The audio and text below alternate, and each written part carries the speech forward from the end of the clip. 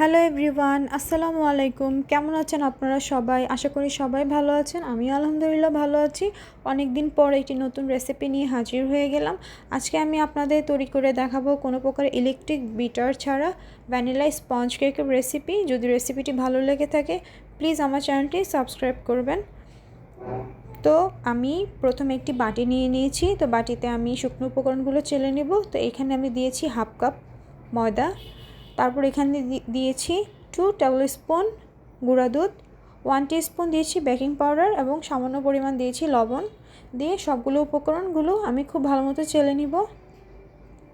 চেলে নেওয়া হয়ে গেলে বাকি অবশিষ্ট অংশগুলো আমি ফেলে দিব। এখন একটি চামচের সাহায্যে সবগুলো উপকরণ খুব ভালো মতো মিক্স করে নিব। মিক্স করা হয়ে গেলে বাটিটা এখন আমি একটি সাইডে রেখে দিব। তো অন্য আরেকটি বাটিতে আমি রুম টেম্পারেচারে 2টি ডিম নিয়ে নিয়েছি। ডিমগুলোকে হ্যান্ড উইক্সের সাহায্যে একটু ভালো মতো মিক্স করে নিব।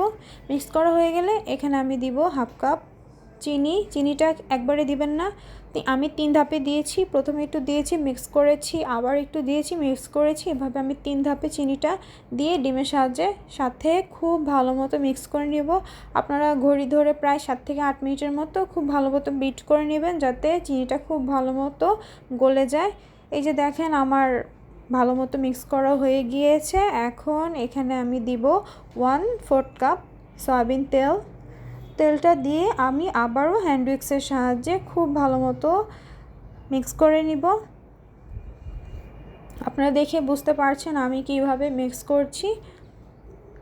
ভালো মতো মিক্স করা হয়ে গেলে এখন এখানে আমি দিয়ে দিব 1 টিস্পুন ভ্যানিলা এসেন্স। তারপরে আমি আবার ভালো মতো একটু মিক্স করে নিব। তো ভালো মতো মিক্স করা আমার হয়ে গিয়েছে। এখন আগে থেকে যে শুকনো উপকরণগুলো চেলে রেখেছিলাম সেই উপকরণগুলো আমি ডিমের মধ্যে দিয়ে দিয়েছি। তারপরে এখন একটি স্প্যাচুলারের সাহায্যে খুব ভালো মতো ঘুরিয়ে ঘুরিয়ে মিক্স করে নিব। মিক্স করার সময় কিন্তু খুবই সাবধানের সহিত আপনারা মিক্স করবেন, খুব তাড়াতাড়ি করবেন না, খুব আলতো হাতে ভালো মতো মিক্স করে নেবেন। তো এই যে দেখেন আমি ব্যাটারটা কিন্তু একদম রেডি হয়ে গিয়েছে।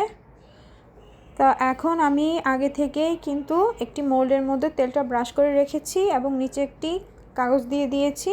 তো এখন এই মোল্ডের মধ্যে আমি সবগুলো ব্যাটার দিয়ে দিব। ব্যাটারটা দেওয়া হয়ে গেলে এখন আমি মোল্ডটাকে কিছুটা ট্যাপ করে নিব, যাতে ভিতরে কোনো বাবলস না থাকে। তারপরে চুলাতে আমি আগে থেকেই একটি হাঁড়ি গরম করে রেখেছি এবং নিচে একটা স্ট্যান্ড দিয়ে নিয়েছি। এখন এই হাঁড়ির মধ্যে আমি কেকের মোল্ডটা দিয়ে দিব। দিয়ে ঢাকনা দিয়ে আপনার প্রায় ঘড়ি ধরে 30 মিনিটের মতো কেকটা মিডিয়াম টু লো হিটে বেক করে নিব। এই যে দেখেন আমার কেকটা কিন্তু একদম পুরোপুরি হয়ে গিয়েছে এবং মাশাআল্লাহ খুব সুন্দর মতো কিন্তু আমার কেকটা ফুলে গিয়েছে। এখন একটি টুথপিকের সাহায্যে আমি কেকটাকে চেক করে নিচ্ছি যে আমার কেকটা হয়েছে কিনা। তো আপনারা দেখেই বুঝতে পারছেন আমার কেকটা কিন্তু একদম হয়ে গিয়েছে এবং টুথপিকটাও খুব ফ্রেশভাবে বের হয়েছে। তো আমি কেকটাকে ঠান্ডা করে মোল্ড আউট করে নিয়েছি এবং অ্যাজ ইউ ক্যান সি যে আমার কেকটা কতটা পারফেক্ট হয়েছে এবং আপনাদের একটু কেটে দেখাচ্ছি ভিতরটা কতটা পারফেক্ট হয়েছে।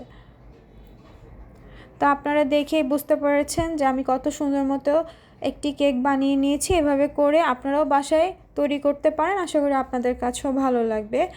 যদি আমার আজকের রেসিপিটি আপনাদের কাছে একটু হলেও ভালো লেগে থাকে প্লিজ আমার চ্যানেলটি সাবস্ক্রাইব করবেন এবং পাশে থাকা বেল বাটনটি ক্লিক করবেন। সবাই ভালো থাকবেন। আল্লাহ হাফেজ।